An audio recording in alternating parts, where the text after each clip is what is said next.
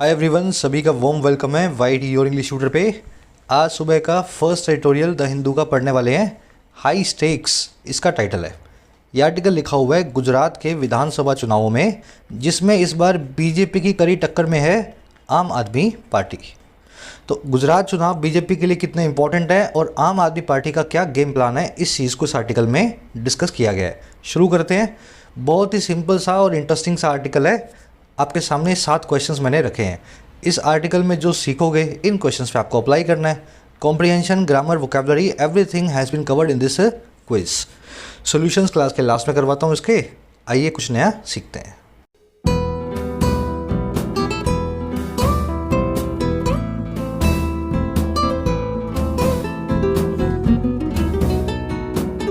Alright, कह रहे जी high stakes.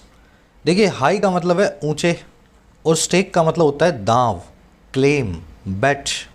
कह रहे गुजरात चुनावों में बीजेपी के लिए बहुत कुछ दांव पे लगा हुआ है। जो स्टेक्स है बहुत हाई हैं इस चुनाव के अंदर, इवन फॉर आम आदमी पार्टी। स्टेक का मतलब समझ गए ना, आपका हिस्सा या आपका दांव या आपका क्लेम। अब इसके टाइटल पैराग्राफ से देखेंगे क्या कहना चाह रहा है।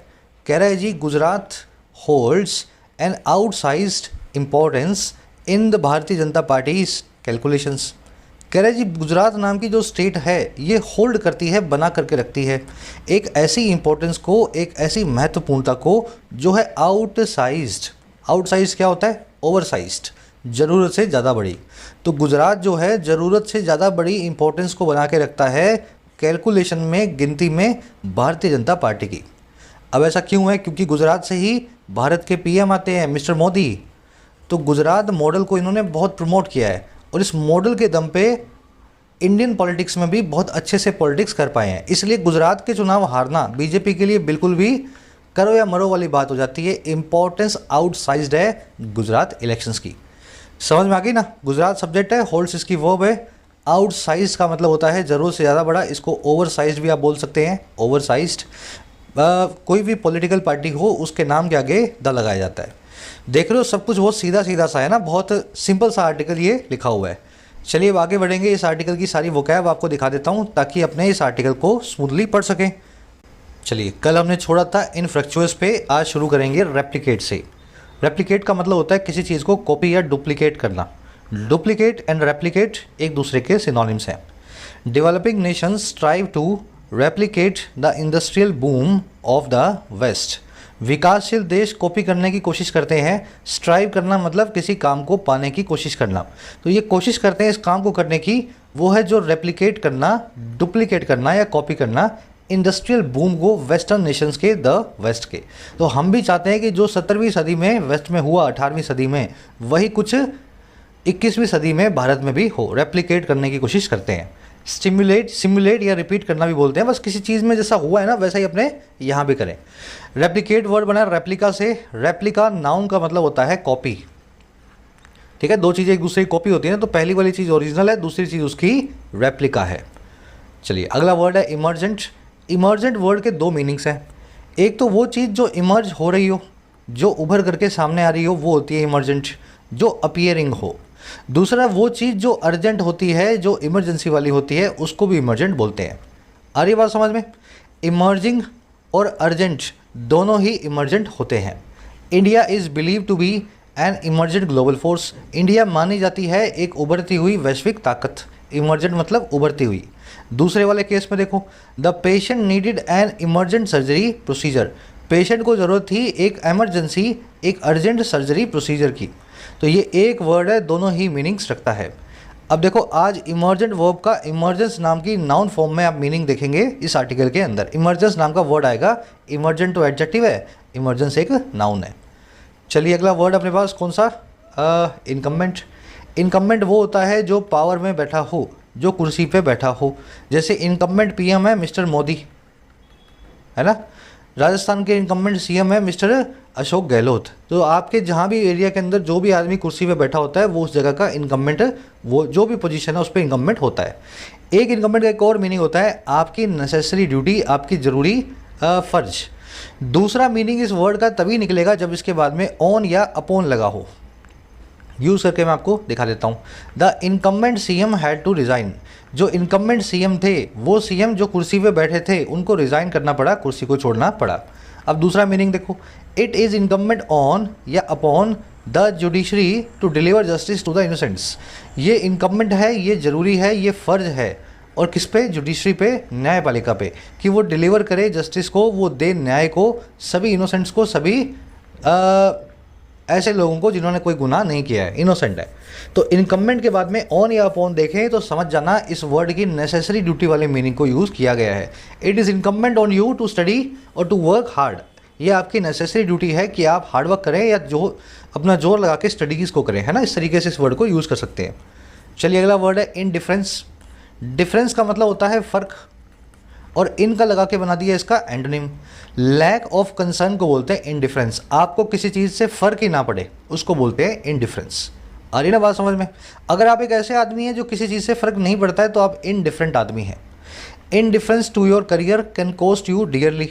आपका जो लैक ऑफ कंसर्न है अपने करियर को लेके आपको बहुत डियरली कॉस्ट कर सकता है, बहुत महंगा पड़ सकता है। कॉस्ट का मतलब है क्या कॉस्ट पड़ेगी, डियरली मतलब एक्सपेंसिवली या महंगा। समझ में आया? इनडिफरेंस टू एनीथिंग जो है वो आपके लिए महंगी हो सकती है। इसको डिसइंटरेस्ट, अपैथी और नॉन चैलेंज भी बोलते हैं। आज आप इनडिफरेंस नाम का वर्ड आर्टिकल में देखेंगे। ये नॉन चैलेंज जो इसका सिनोनिम है ना, एडवांस्ड है, इसको याद रखना, किसी चीज़ से फ़र्क ही ना पड़े, non challenge.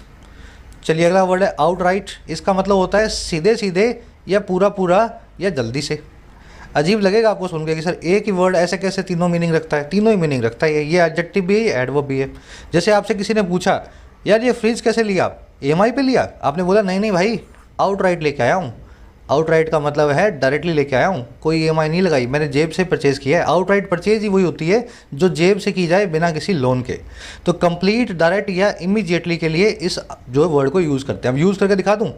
The government has placed an outright ban on the export of vaccines. सरकार ने प्लेस कर दिया है, लगा दिया है एक कंप्लीट बैन या इमीडिएट बैन एक्सपोर्ट पे वैक्सीन्स के। वैसे ही I asked him about the incident outright. मैंने उससे घटना के बारे में पूछा, बिल्कुल सीधे सीधे डायरेक्टली पूछा, आउटराइट पूछा। और we bought the car outright. हमने कार को जो है ख़रीदा सीधे सीधे डायरेक्टली। सीधे सीधे खरीदने का मतलब वही है बिना लोन के, बिना EMI के। आउटराइट को अनकंडीशनल और एब्सोल्यूट भी बोल सकते हैं। ये वर्ड आर्टिकल में देखेंगे। डायरेक्ट इसका या डायरेक्टली इसका मीनिंग निकलेगा। अगला वर्ड है परटर्ब्ड। ये वर्ड रायम करता है डिस्टर्ब से। करता है कि नहीं करता? डिस्टर्ब्ड, परटर्ब्ड राइम कर रहे हैं दोनों। तो डिस्टर्ब्ड और परटर्ब्ड जो राइम करते हैं इनका मीनिंग भी एक दूसरे का सेम है। किसी को डिस्टर्ब करना, किसी को गुस्से में लाना, अनॉय करना, बॉदर करना, रेस्टलेस करना कहलाता है परटर्ब्ड। परटर्ब्ड एक एडजेक्टिव है, इसका मतलब भी होता है डिस्टर्ब्ड हो, जो एंग्री हो। The news of her failure made her deeply perturbed. उसके फेलियर की न्यूज़ ने, नाकामयाबी की खबर ने उसको डीपली डिस्टर्ब्ड कर दिया। तो ये वर्ड आर्टिकल में आप देखेंगे। इसका सिनोनिम देखेंगे आप रेस्टलेस, बेचैन, है ना, रेस्टलेस। अगला वर्ड है प्रिवेल। बहुत बार हो चुका है। प्रिवेल वो चीज़ होती है जो डोमिनेट होती है, रूल करती है, जो बनी रहती है अंत में, वो करती है prevail. Despite the rhetoric about reforms poverty and corruption prevail. बावजूद बहुत बड़ी बड़ी बातों के, रिटोरिक के जो है सुधारों का, आज भी गरीबी और करप्शन बने हुए हैं, प्रिवेल करते हैं, डोमिनेट करते हैं। प्रिवेल को परसिस्ट करना भी बोलते हैं, ट्रायम्फ करना भी बोलते हैं। आज आप प्रिवेल का, प्रिवेलिंग नाम का एडजेक्टिव देखेंगे। प्रिवेलिंग मतलब डोमिनेट करने वाला, बना रहने वाला, प्रिवेलिंग। चलिए एक और वर्ड है इनएक्सप्लिकेबल। नया वर्ड आपके लिए, ये बड़ा आसान है, सुनते ही आपको समझ में भी आ रहा होगा। ऐसी चीज़ जो एक्सप्लेन ना की जा सके वो होती है इनएक्सप्लिकेबल, बियॉन्ड एक्सप्लेनेशन। एडजेक्टिव है, वन वर्ड है, और इसका एक और मीनिंग भी होता है, ऐसी चीज़ जो समझी ना जा सके वो भी इनएक्सप्लिकेबल है। भाई जो चीज़ मैं आपको समझा नहीं सकता ना, वो चीज़ आप समझ भी नहीं सकते। जो मैं एक्सप्लेन नहीं कर सकता वो शायद अंडरस्टैंड करना भी मुश्किल हो। इसलिए ये वर्ड दोनों ही मीनिंग्स रखता है। अब इनएक्सप्लिकेबल को इनएक्सप्लेनेबल भी बोल सकते हैं और इनकॉम्प्रिहेंसिबल भी बोल सकते हैं। इनकॉम्प्रिहेंसिबल मतलब जो समझा ना जा सके, इनएक्सप्लिकेबल मतलब जो समझाया ना जा सके। For some inexplicable reason China is still under lockdowns. किसी इनएक्सप्लिकेबल रीजन की वजह से चाइना में अभी भी लॉकडाउन लगे हुए हैं। तो ये रीजन समझा नहीं जा सकता, ना ही समझाया जा सकता है, इस तरह का रीजन है। चलिए डिटेल में हो गए सारे वर्ड्स। अपनी ऐप को डाउनलोड कर लेना अगर अभी तक आपने नहीं किया है तो। YT your English tutor app के ऊपर इंग्लिश सेक्शन किसी भी एग्जाम का आप कवर कर सकते हैं बड़ी आसानी से। ऐप का लिंक कमेंट सेक्शन में रखा हुआ है, आपको 3 कोर्सेज मिलेंगे ऐप पे। राइटिंग का कोर्स मिलेगा, बैंकिंग का कोर्स मिलेगा और साथ में एसएससी का। राइटिंग कोर्स के अंदर आपको लिखना सिखाया गया है बिल्कुल बेसिक से, किसी भी एग्जाम के लिए एसे, समरी, रिपोर्ट, प्रेसी, है ना, ये सारा काम आप कर सकते हो बहुत आसानी से 60 to 80 आवर्स के अंदर। तो थ्योरी प्लस प्रैक्टिकल दोनों का मिक्सचर है राइटिंग के कोर्स में। एसएससी कोर्स में और बैंकिंग कोर्स में सारा सिलेबस कवर्ड है दोनों एग्जाम्स का। बैंकिंग के अंदर प्रीलिम्स मेंस, क्लरिकल पीओ, और एसएससी के अंदर all SSC exams, prelims and mains. कोई भी क्वेरी हो कोर्सेज से रिलेटेड, ये नंबर है टीम का, आप इस पर बात कर सकते हैं व्हाट्सअप करके। कोर्सेज को लास्ट के 15-20 दिनों में मत लिया करो, पहले जब टाइम होता है ना तभी कोर्स लेने का फ़ायदा लेना चाहिए। आ जाओ आर्टिकल पे। वर्ड्स आर्टिकल में वर्ड्स खूब सारे हैं, लेकिन फिर बता रहा हूँ ऐसा आर्टिकल, ऐसा ईजी आर्टिकल 20 में से एक होता है द हिंदू में, है ना। इसलिए क्विज पे अपने पूरा फोकस रखेंगे, पूरे मार्क्स लेंगे। एक समरी आपको देता हूँ आर्टिकल की, किस बारे में लिखा हुआ है। आर्टिकल बता रहा है कि गुजरात की इंपॉर्टेंस पीएम मोदी और एनडीए के लिए, बीजेपी के लिए कितनी ज़्यादा है, क्योंकि गुजरात के दम पे ही, गुजरात मॉडल के दम पे ही बीजेपी की सरकार जो है सेंटर में चलती है। लेकिन अब गुजरात में बीजेपी को टक्कर देने आ रहा है आम आदमी पार्टी, जिसके टक्कर देने के प्रॉस्पेक्ट्स ज़्यादा अच्छे हैं नहीं, क्योंकि ये पार्टी बिल्कुल नहीं है गुजरात में। लेकिन उसके बावजूद भी सबको पता है कि आम आदमी पार्टी जीत तो नहीं पाएगी इलेक्शंस, लेकिन उसके बावजूद भी इसने टेंशन भरपूर दे रखी है बीजेपी को, क्योंकि अरविंद केजरीवाल की जो खुद की अपील है ना वो बहुत ज़्यादा है। जहाँ भी ये जाते हैं अपनी अपील के हिसाब से वोट बटोरते हैं। तो ऊपर ऊपर से तो बीजेपी यही कह रही है कि हमें फ़र्क नहीं पड़ता, लेकिन अंदर से पूछो स्टेक्स बहुत हाई हैं इस बार गुजरात इलेक्शन में फॉर द बीजेपी। बस आज इसकी यही समरी है। आज की टोन है एनालाइजिंग और पॉलिटिकल कमेंट्री है, तो political commentating tone and analysing tone, analyse कर रहा है, पॉलिटिकल कमेंट्री आपको दे रहा है। शुरू करते हैं आर्टिकल को, चलो आ जाओ। कह रहा है जी, being the launch pad of the prevailing model of the politics of the BJP या Bharatiya Janata party and of the prime minister Narendra Modi, Gujarat has a special place in Indian politics.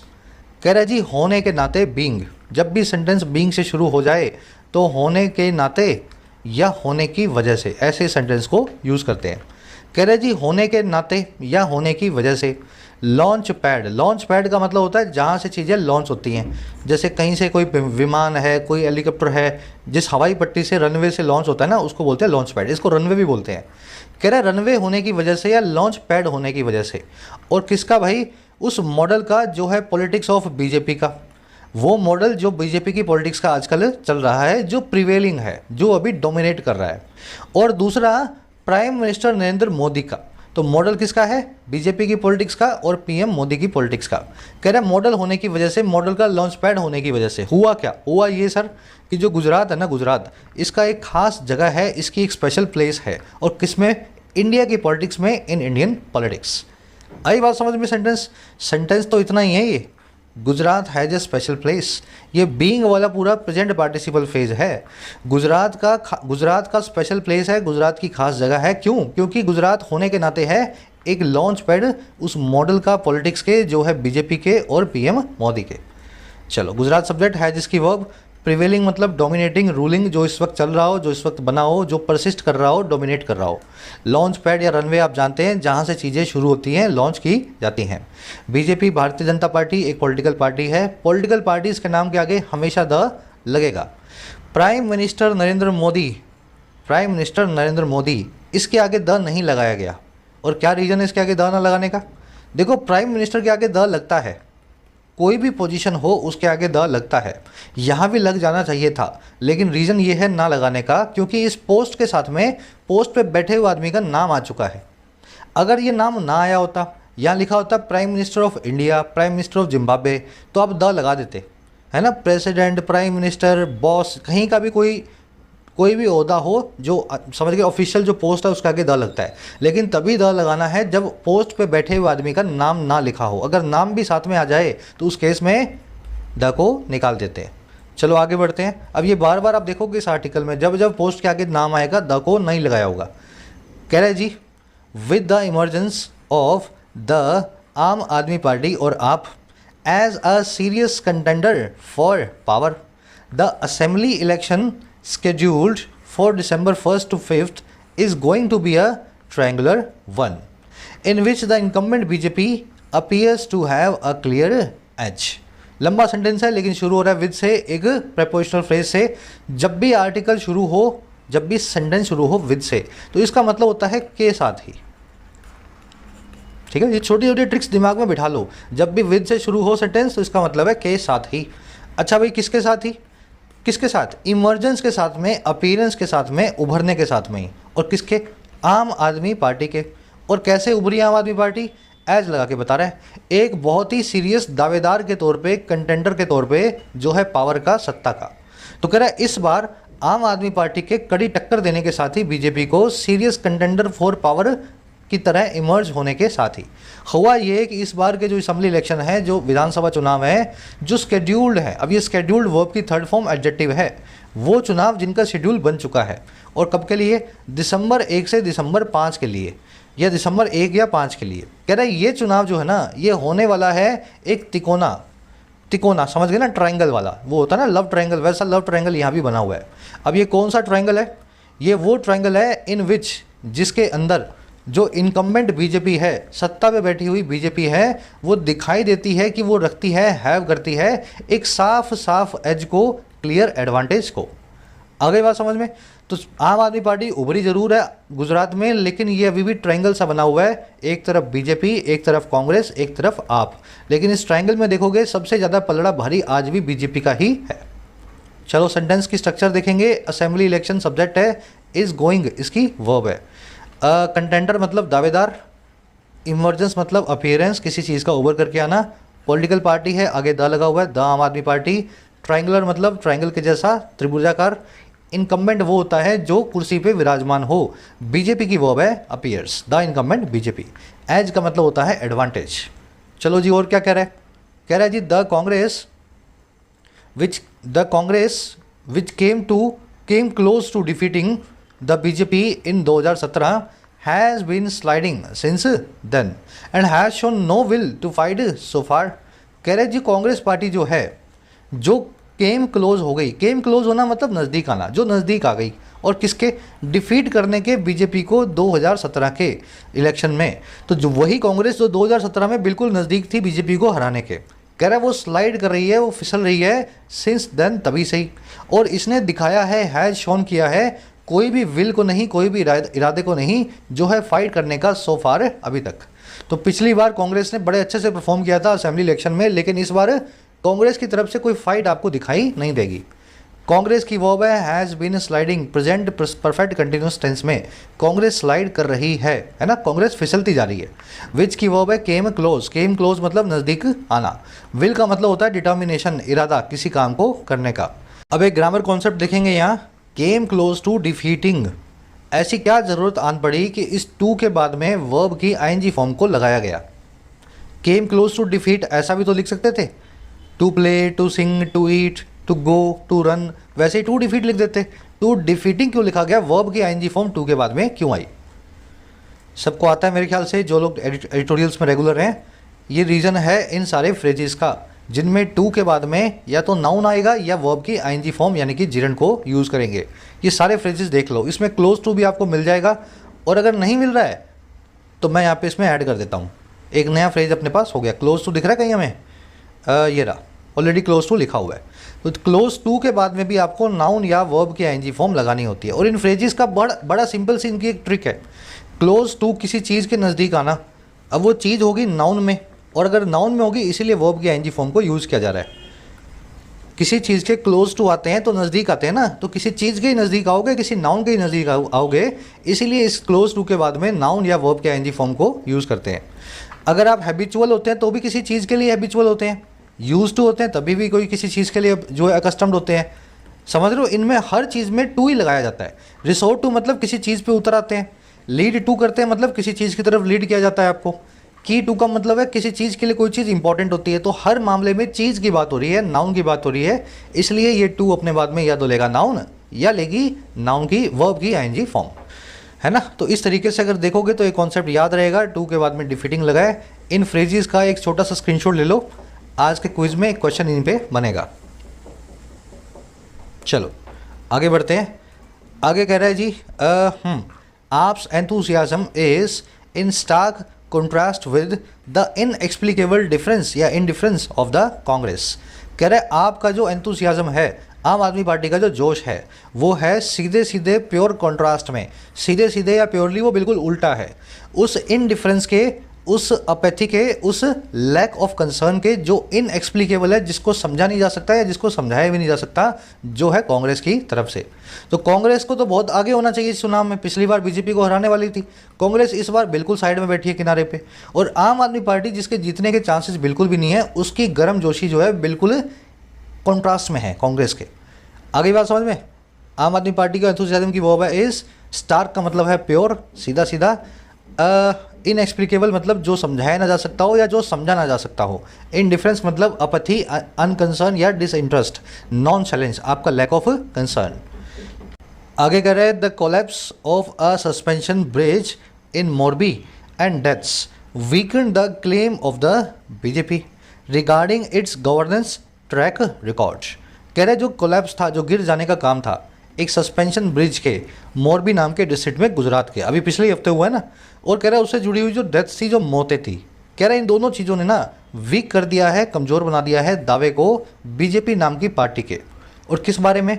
Regarding में, बारे में इसकी गवर्नेंस के ट्रैक रिकॉर्ड के, इसके प्रशासन की हिस्ट्री के। कह रहे इस वजह से प्रशासन की बात तो बीजेपी करता ही नहीं है कि इतना अच्छा है या इतना बुरा है। कह रहे जी but any organic link between performance and voting preference is rather weak among the parties' supporters.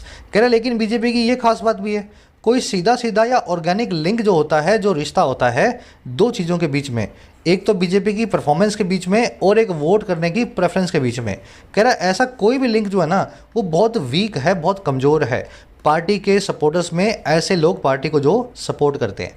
तो बीजेपी के सपोर्टर को मतलब ही नहीं होता बीजेपी की परफॉर्मेंस से, उसको तो बीजेपी को वोट देना है, परफॉर्मेंस कैसी भी हो, कोई ऑर्गेनिक लिंक उससे उसकी प्रेफरेंस नहीं रखती है।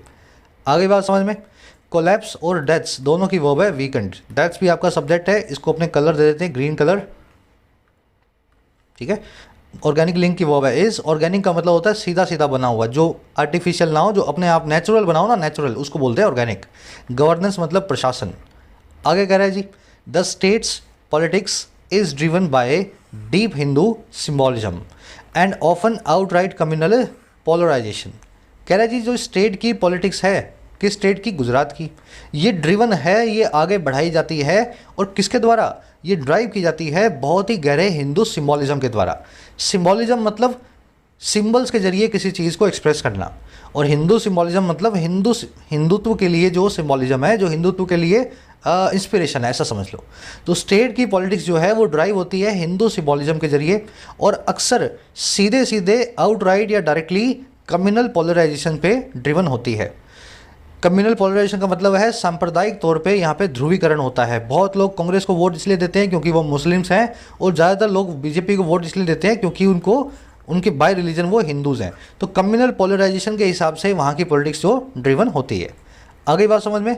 पॉलिटिक्स की verb is driven by two things, first thing is Hindu symbolism and the second thing is outright communal polarisation.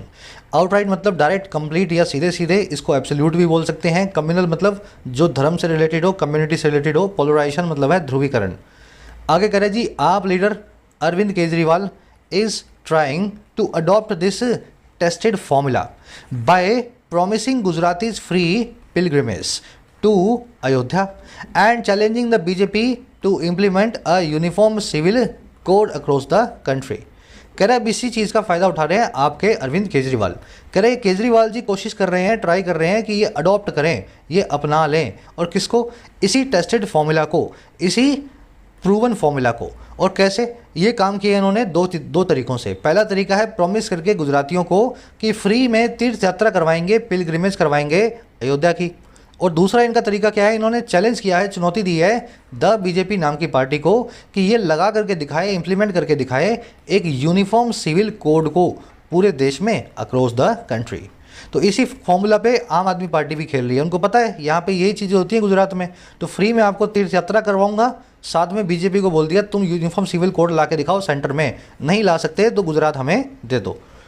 Kejriwal की वो है इज ट्राइंग, आप लीडर है इसलिए आगे द नहीं लगा है, नाम आ चुका है अरविंद केजरीवाल। मान लीजिए नाम ना होता तो हम द आप लीडर जो है यहाँ पे लिखने वाले थे। नाम साथ में तो आगे का द निकल जाएगा किसी भी पोजीशन के। पिलग्रिमेज का मतलब होता है रिलीजियस जर्नी, तीर्थ यात्रा बोलते हैं इसको। और इसमें कुछ देखने वाला है नहीं। टेस्टेड फॉर्मूला मतलब ऐसा फॉर्मूला जो प्रूवन है, जिसको टेस्ट करके प्रूव कर दिया गया है। यूनिफॉर्म सिविल कोड आप जानते हैं, इसमें देश के हर नागरिक के लिए इररिस्पेक्टिव ऑफ हिज और हर रिलीजन सिविल कोड जो है यूनिफॉर्म होगा। चाहे हिंदू है चाहे मुस्लिम है, एक तरह की शादियां होंगी, एक तरह के तलाक होंगे, सब कुछ यूनिफॉर्म होगा, रिलीजन का कोई भी कनेक्शन नहीं होगा। आगे कह रहा है जी, arm has no game on the ground in terms of organisation of personal and its successes have come from the mass appeal of Mr. Kejriwal leading to automatic voter mobilization। कह रहे आपका कोई भी ग्राउंड गेम नहीं है, AAP has no game on the ground. और किस terms में? इस रूप में जो है ऑर्गेनाइजेशन का या पर्सनल का। देखिए पर्सनल का मतलब होता है कार्यकर्ता, ऑर्गेनाइजेशन का मतलब होता है संगठन। तो संगठन या कार्यकर्ता के अगर रूप में देखें आप, तो आम आदमी पार्टी का कोई भी गेम ऑन द ग्राउंड नहीं है। कह रहे लेकिन और एंड इसकी जो सक्सेसेस हैं, इसकी जो कामयाबियां हैं, वो निकल करके आई हैं मास अपील से। अपील मतलब अट्रैक्शन, मास का मतलब है हज़ारों लोगों का। तो जो मास लेवल पे जो अट्रैक्शन होता है, अपील होती है मिस्टर केजरीवाल की, आपके संस्थापक की। और कैसे? लीड टू करते हुए, आगे ले जाते हुए ऑटोमेटिक वोटर मोबिलाइजेशन की तरफ, अपने आप ही वोटर की लामबंदी की तरफ। केजरीवाल जहाँ जाते हैं मफलर पहन के, मजाक कर रहा हूँ, केजरीवाल जहाँ भी जाते हैं वहाँ जाते उनके देखते ही या उनके जाते ही वोटर जो है अपने आप इकट्ठा हो जाते हैं, क्योंकि अपने आप को वो बहुत रेजोनेट करते हैं केजरीवाल जी से कि केजरीवाल देखो कैसे आदमी है, शर्ट बाहर है, मफलर पहने हुए हैं, आम आदमी है। तो इनकी यही मास अपील है जिसकी वजह से इनको वोट मिलते हैं। इनको कोई ग्राउंड गेम की ज़रूरत ही नहीं पड़ती है ना, कोई इनको फंडा, कोई आइडियोलॉजी अपनाने की ज़रूरत नहीं पड़ती। आपकी वर्ब हैज़, सक्सेसेस की वर्ब है हैव कम फ्रॉम। पर्सनल का मतलब होता है कार्यकर्ता। इस वर्ड को ध्यान से देखना, दो वर्ड्स हैं, पहला वर्ड है पर्सनल, दूसरा वर्ड है पर्सनल। पर्सनल का मतलब होता है जो निजी हो, जो प्राइवेट हो, ठीक है, प्राइवेट हो। जैसे आपकी कोई पर्सनल सीक्रेट्स हो सकते हैं, आपकी पर्सनल बातचीत हो सकती है, पर्सनल मैटर हो सकते हैं, ये सब प्राइवेट है, ये एक एडजेक्टिव है पर्सनल। लेकिन ये जो पर्सनल बना रहे हैं ना, इसको बोल तो पर्सनल ही रहे हैं, पर्सनल बोल दो, लेकिन इसका मतलब होता है स्टाफ या एम्प्लॉइज़, स्टाफ या एम्प्लॉइज़। तो आपकी कंपनी के पर्सनल वो हैं जो आपकी कंपनी का स्टाफ या एम्प्लॉइज़ हैं। इस तरीके से इस वर्ड को याद रखें। डिफेंस पर्सनल वो हैं जो डिफेंस फोर्सेज में काम करते हैं, हमारे फौजी, है ना। दोनों अलग वर्ड्स हैं, होमोनिम्स हैं, ध्यान रखना इनका। आगे बढ़ेंगे। कह रहे जी द पार्टी, एक सेकेंड, कह रहे जी the party is hoping that the situation in Punjab which it won in March will be replicated in Gujarat. और वो कैसे? Enough people looking for an alternative to the two key national parties. अब कह रहे हैं ये जो पार्टी है केजरीवाल जी की, कह रहे हैं ये पार्टी जो है ना, ये अपने आप में ही होप कर रही है इस चीज़ को। अच्छा किस चीज़ को भाई? दैट वो ये कि जो सिचुएशन है पंजाब में जिसको इसने जीता था मार्च में, कह रहा है यही सिचुएशन पंजाब वाली ना, ये रेप्लिकेट की जाएगी, विल बी रेप्लिकेटेड। इसी सिचुएशन को फिर से भुनाया जाएगा, कॉपी किया जाएगा। और कहाँ पे? गुजरात के अंदर भी। और सिचुएशन क्या है? इनफ पीपल हैं, पर्याप्त लोग हैं जो कि लुक फॉर कर रहे हैं, ढूंढ रहे हैं एक ऑल्टरनेटिव को, एक विकल्प को। और किसके लिए? टू की नेशनल पार्टीज़ के लिए, दो इंपॉर्टेंट राष्ट्रीय पार्टियों के लिए। आपको यही लगता है कि लोग जो है ना बीजेपी और कांग्रेस दोनों से परेशान हैं। जैसे मुझे पंजाब में वोट मिले थे परेशान होकर के बीजेपी कांग्रेस से, वैसा ही कुछ गुजरात में भी मैं रेप्लिकेट कर पाऊंगा। रेप्लिकेट करना, कॉपी करना, सिचुएशन की वर्ब है will be replicated, passive voice में, बी फैमिली प्लस में वर्ब की थर्ड फॉर्म, है ना। इट की वर्ब है वॉन, इट आया आपके लिए, पार्टी की वर्ब है इज होपिंग, पार्टी ऐसा होप कर रही है। और कुछ देखने वाला है इसमें? चलो अब आपसे दो सवाल पूछता हूँ मैं, कितना याद है ग्रामर पिछले जो है सेशंस की, पूछ लेते हैं आपसे, यही टेस्ट हो जाएगा। लुक फॉर का सिनोनिम होता है सीक। अगर यहाँ लुक फॉर की जगह सीक फॉर लगा दूँ तो क्या कोई गलत कर दूंगा या सही करूँगा? भाई लुक फॉर का मतलब होता है ढूंढना, इसका मतलब भी होता है सीख, ढूंढने का एक सिनोनिम है सीख। तो सीक फॉर और लुक फॉर में आपस में फ़र्क क्या है? सिनोनिम होने के बावजूद क्या रूल को आपको फॉलो करना होता है? Question number 1। दूसरा, ऑल्टरनेटिव, ऑल्टरनेटिव और ऑल्टरनेट वर्ड में क्या फ़र्क होता है? आज ये दोनों कॉन्सेप्ट मैंने लिखे नहीं है यहाँ पे कमेंट्स में, आपको खुद से ही पूछ रहा हूँ मैं, है ना। लुक फॉर और सीक फॉर में क्या फ़र्क है? Concept number 1। ऑल्टरनेटिव और ऑल्टरनेट वर्ड में क्या फ़र्क है? Concept number 2। जो कॉन्सेप्ट आता हो कमेंट्स में डालो, नहीं आता हो मैं भी डाल दूंगा, कमेंट्स में से चेक कर लेना, या लोगों का पढ़ोगे वहाँ भी आपको आइडिया लग जाएगा। अब आ जाओ सेकंड पैराग्राफ पे। कॉन्सेप्ट्स को रिवाइज किया करो जितना हो सके। आपने अगर कॉन्सेप्ट सीखे हैं ना तो अलमारी में रखने के लिए नहीं सीखे हैं, बार बार रीडिंग करते हुए उनको अप्लाई करो ताकि दिमाग में परमानेंटली स्टोर हो। कह रहे जी the BJP may not be facing any intense voter antipathy. कोमल बता रहा है going by the CSDS opinion poll conducted before the Morbi tragedy. कह रहे बीजेपी हो सकता है ना फेस कर रही हो किसी भी इंटेंस वोटर की एंटीपैथी को। एंटीपैथी का मतलब होता है घृणा, नफरत। तो वोटर की कोई ज़्यादा घृणा जो है बीजेपी हो सकता है फेस ना कर रही हो। और किसके हिसाब से? अगर हिसाब से देखें गोइंग बाय का मतलब है हिसाब से, CSDS ओपिनियन पोल के। और वो पोल जो कंडक्ट किए गए थे, V3 बनी हुई है एडजेक्टिव है, वो पोल्स जो करवाए गए थे मोरबी ट्रेजेडी से बिल्कुल पहले। आगे बात समझ में। बीजेपी की वो है मे नॉट बी फेसिंग, द लगा हुआ आगे। गोइंग बाय का मतलब है के हिसाब से, इसको अकॉर्डिंग टू भी बोलते हैं। गोइंग बाय को अकॉर्डिंग टू भी बोल सकते हैं, है ना। एंटीपैथी का मतलब होता है घृणा। ये 3 वर्ड्स हैं, ध्यान रखना, तीनों में आपस में कन्फ्यूजन नहीं रखनी है। पहला वर्ड है एंटीपैथी, दूसरा वर्ड है अपैथी और तीसरा वर्ड है सिंपैथी। तीनों का अलग अलग मीनिंग होता है। देखो पथी का मतलब होता है फीलिंग, पथी का मतलब क्या होता है? फीलिंग। अगर किसी के लिए एंटी वाली फीलिंग है तो एंटीपैथी है, यानी किसी के लिए हेट है। अगर किसी के लिए फीलिंग ही नहीं है, अपैथी है, तो यानी किसी के लिए इनडिफरेंस है। ये वर्ड आपको करवाया ना मैंने अभी, इनडिफरेंस। किसी के लिए कोई डिफरेंस है ही नहीं, जिए या मरे, ना जीने से खुशी है ना मरने का गम है, तो ये कहलाती है अपैथी या एंटीपैथी। अच्छा, इसको इनडिफरेंस को आप नॉन शैलेंस भी बोलते हैं, नॉन शैलेंस भी बोलते हैं। तीसरा वर्ड है सिंपैथी। सिंपैथी का मतलब होता है किसी के लिए सहानुभूति।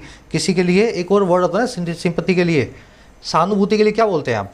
समझ गए ना। सिम मतलब साथ में, पति मतलब फीलिंग, उसके साथ में आपकी भी फीलिंग है, जैसा वो सोच रहा है वैसी फीलिंग आपके पास भी है। तो सिंपैथी मतलब यहाँ लिख देता हूँ बेचारापन की या सहानुभूति, सहानुभूति, किसी के साथ में आपकी अनुभूति है। अब एक वर्ड और भी है, एक वर्ड और भी है इसके लिए, एम्पैथी। एम्पैथी को मैंने लिखा नहीं है यहाँ पे, वैसे ही नोट कर लेना। एम्पैथी का मतलब होता है किसी के लिए सहानुभूति तो ठीक है लेकिन बिना बेचारेपन के। एम्पैथी में आप दूसरे की बात को समझते हो लेकिन दूसरे का बेचारा नहीं बनाते हो। सिंपैथी में तो आप उसका बेचारा ही बना देते हो। तो एम्पैथी और सिंपैथी 2 अलग अलग वर्ड्स हैं, एम्पैथी को भी लिस्ट में ऐड कर लेना।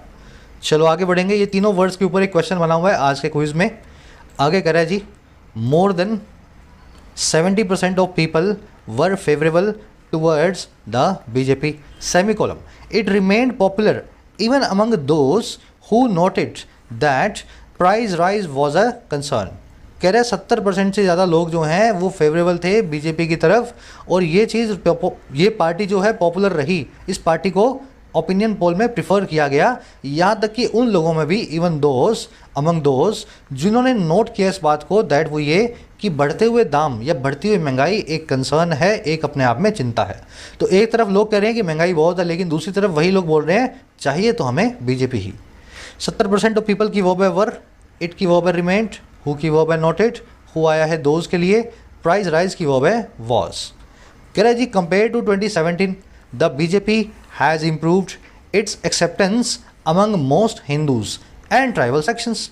अब कह रहे जी 2017 के मुकाबले आप देखो तो, कंपेयर कर लो उससे, तो बीजेपी ने इम्प्रूव कर लिया है अपनी एक्सेप्टेंस को। एक्सेप्टेंस जानते हैं ना आपके लिए अप्रूवल, अपनी अप्रूवल को। और किन लोगों के बीच में? ज़्यादातर हिंदूज़ के बीच में और ट्राइबल सेक्शंस के बीच में भी। इन लोगों में भी बीजेपी अब अप्रूव की जाती है मुकाबले 2017 के ज़्यादा। अगेन बीजेपी की वर्ब है हैज़ इम्प्रूव्ड, एक्सेप्टेंस मतलब अप्रूवल। कह रहे जी the BJP calculates with good reason that Aam Aadmi Party will split the votes opposed to it and its pathway to victory would be easier than in 2017। कह रहे BJP अब calculate भी करती है इस चीज़ को, उसने रिकॉन भी कर रखा है। कैलकुलेट का एक सिनोनिम होता है रिकॉन करना, है ना। आज मैंने लिखा नहीं है, ये वर्ड रह गया। तो बीजेपी कैलकुलेट या रिकॉन करती है, और वो भी बहुत अच्छे रीजन के साथ में, पूरे लॉजिक के साथ में। और क्या कि जो आम आदमी पार्टी है ना, ये स्प्लिट कर देगी, तोड़ देगी, ब्रेक कर देगी इसके वोट्स को। और कौन से वोट्स? जो बीजेपी के खिलाफ पड़ते हैं, जो अपोज टू बीजेपी होते हैं। और कह रहा है इसका जो पैथवे है, इसका जो रास्ता है विक्ट्री का, वो और ईजियर होगा, बहुत आसान होगा पहले के मुकाबले, बजाय किसके? जो 2017 में था। तो बीजेपी को जब 20 वोट पड़ते थे खिलाफ और 20 वोट पड़ते थे कांग्रेस को, 40 वोट पड़ते थे बीजेपी को, तो बीजेपी 40 या 20 वोट से जीतती थी ना, ये मामला अब और आसान हो जाएगा, क्योंकि बीजेपी के खिलाफ के वोट अब स्प्लिट होकर आम आदमी पार्टी को भी जाएंगे। आगे बात समझ में। बीजेपी की वो है कैलकुलेट्स, आम आदमी पार्टी की वर्ब है विल स्प्लिट। पैथवे का मतलब होता है रास्ता, रास्ता, इसकी वर्ब होती है वुड बी। अपोज्ड एक ऐसा वर्ड है जिसके बाद में टू आता भी है और नहीं भी आता। ये कॉन्सेप्ट आपको परसों ही करवाया गया है। अपोज के बाद में टू आता भी है और नहीं भी आता, तो कब आता है कब नहीं आता भाई, रीज़न याद है कि नहीं? चलो अब वही कॉन्सेप्ट है, फिर से रिपीट कर रहा हूँ। 3 वर्ड्स याद रख लेना इंग्लिश में। ये जब जब वर्ब्स होंगे कोई प्रेपोजिशन इनके बाद में नहीं आएगी, ना टू आएगा, ना ऑफ आएगा, ना विद आएगा। लेकिन जब ये वर्ब की थर्ड फॉर्म बन जाएंगे और एडजेक्टिव होंगे, past participle adjective, present participle adjective नहीं, वर्ब की आईएनजी फॉर्म की बात नहीं हो रही है, जेरेंट की बात भी नहीं हो रही है। ये बात कर रहे हैं जब वर्ब की third form adjective past participle adjective बन जाएं तो ये अपने बाद में अपना प्रेपोजिशन फिक्स रखते हैं। मैरी के बाद में टू आता है, कंप्राइज के बाद में ऑफ आता है, अपोज के बाद में टू आता है। In the case of V3 adjective use करके दिखाऊं। Everybody opposed to the proposal, हर आदमी ने प्रपोजल को अपोज किया, यानी प्रपोजल को ऑब्जेक्ट किया। तो अपोज यहाँ पे एक वर्ब है, एवरीबडी सब्जेक्ट है। जब ये वर्ब बने तो इनके बाद में कोई प्रेपोजिशन नहीं आता, तो ये अपोज के बाद में टू इस केस में गलत है। अब लेकिन दूसरा केस देखो, she want everybody was opposed the proposal, हर आदमी अपोज्ड था। यहाँ पे वॉज मेन वर्ब है, अपोज कोई वर्ब नहीं है, एडजेक्टिव है। हर आदमी खुश था, हर आदमी नाराज था, हर आदमी अपोज था। कुछ काम नहीं हुआ यहाँ पे, हर आदमी को अपोज किया नहीं गया पैसिव वॉइस बना के, आदमी अपोज्ड था। समझ पा रहे हो ना एडजेक्टिव क्यों बना हुआ है? तो ये जब एडजेक्टिव बनाना अपोज्ड, तो इसके बाद में टू फिक्स्ड है भाई, तो इस केस में बिना टू के इसको नहीं लगाया जाएगा। अब सबसे बड़ी कन्फ्यूजन स्टूडेंट्स की यही होती है, सर एक जगह तो टू लग रहा है, एक जगह नहीं लग रहा। जब तक पार्ट ऑफ स्पीच में वर्ड्स को ब्रेक करना नहीं सीखोगे तब तक ऐसी कन्फ्यूजन्स कायम रहेंगी। इंग्लिश में वही आदमी कन्फ्यूज होता है जो वर्ड का पार्ट ऑफ स्पीच नहीं पता कर सकता। तो यहाँ पे नहीं लगा हुआ, यहाँ टू लगा हुआ है, दोनों का अपना अपना रीज़न है। वैसे ही she wanted to marry to, यहाँ पे मैरी लिखूंगा, मैरी टू या विद हिम, वो चाहती थी उसको शादी करना। शी वॉन्टेड टू मैरी, अब ये टू मैरी क्या है, एक इन्फिनेटिव है। मैं फिर बता रहा हूँ, ये वर्ब जो हैं चाहे किसी भी फॉर्म में आ जाए, इन्फिनेटिव की फॉर्म में, जिरेंट की फॉर्म में, पार्टिसिपल की फॉर्म में, प्रेजेंट पार्टिसिपल है ना, मेन वर्ब, उस केस में ये कोई प्रीपोजिशन अपने बाद में नहीं लेंगी, सिर्फ पास्ट पार्टिसिपल एडजेक्टिव की फॉर्म में लेंगी। तो मैरी के बाद में ना टू आएगा ना विद आएगा, क्योंकि टू मैरी नाम का इन्फिनेटिव यूज्ड है। लेकिन यहाँ देखो, she wanted to be married to या विद हिम, वो चाहती थी शादीशुदा होना। अब देखो यहाँ पे बी लग गया है, वॉज आ गया है, बी फैमिली की कोई वर्ब अगर इनसे पहले आ जाए तो ये एडजेक्टिव बन जाते हैं। तो is, am, are, was, were, be, being, been, इनमें से बी भी आ गया तो इसलिए ये बन गया एडजेक्टिव। तो यहाँ पे be married to him, marry के साथ में विद भी नहीं आता, टू ही आता है, विद भी मत लगाना। The house comprised of 3 rooms, घर 3 कमरों से मिलकर बना था। कंप्राइज्ड एक मेन वर्ब है, हाउस सब्जेक्ट है, ऑफ नहीं आएगा। लेकिन the house is comprised of 3 rooms, यहाँ पे कंप्राइज एक एडजेक्टिव है। Is, am, are, was, were, being, been के बाद आ रहा है, इसलिए यहाँ पे ऑफ का लगना जरूरी है। समझ गए कॉन्सेप्ट, पूरे लॉजिक से समझ गए ना? चलो आगे बढ़ते हैं। और इसमें कुछ देखने वाला है? चलो और कुछ देखने वाला नहीं है। आगे कह रहा है जी, that claim apart the party is sparing no effort to retain its citadel. कह रहा है जी इस क्लेम को साइड में रख दो। बीजेपी कहती है ना हमें तो कुछ फर्क नहीं पड़ रहा, कह रहा है उसको छोड़ दो ना। तो पार्टी कोई भी स्पेयर नहीं कर रही है एफर्ट, स्पेयर का मतलब है छोड़ना, एफर्ट का मतलब है कोशिश। तो पार्टी जो है कोई भी कोशिश नहीं छोड़ रही है रिटेन करने की, बनाए रखने की अपने गढ़ को, अपने किले को, सीटाडेल को। सीटाडेल क्या होता है? आपका फोर्ट्रेस, आपका बेस्टिन है ना, आपका किला। पार्टी की वो है स्पेयरिंग, स्पेयर का मतलब है छोड़ना। कह रहा है जी in quick succession 2 big private industrial projects were announced in a controversial demonstration of the benefits of a double engine government. कह रहे 2 सक्सेशन में, क्विक वाले में, सक्सेशन का मतलब है सीक्वेंस, क्विक का मतलब है फुर्ती से। कह रहे एक फुर्ती से आने वाले सीक्वेंस के अंदर 2 बड़े इंडस्ट्रियल प्रोजेक्ट्स को अनाउंस किया गया था। और कैसे? एक कंट्रोवर्शियल डिमॉन्स्ट्रेशन में, एक बहुत ही कंट्रोवर्शियल दिखावे में। और किसके? वो दिखावा है उन बेनिफिट्स का जो है एक डबल इंजन गवर्नमेंट का, ऐसी सरकार जिसके 2 इंजन लगे हुए हैं। अब ये क्या होती है?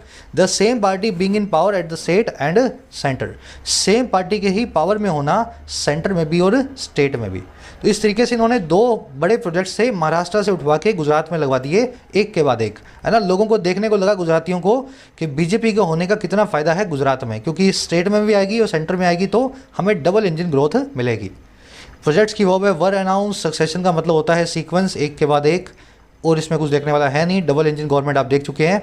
कह रहे जी the investors were allegedly forced to change their original plans to locate in Maharashtra. कह रहे दोनों ही केसेस में इन्वेस्टर्स को कथित तौर पे फोर्स किया गया था, ऐसा एलिगेशंस है, ऐसे आरोप लगे हैं एलिजिडली।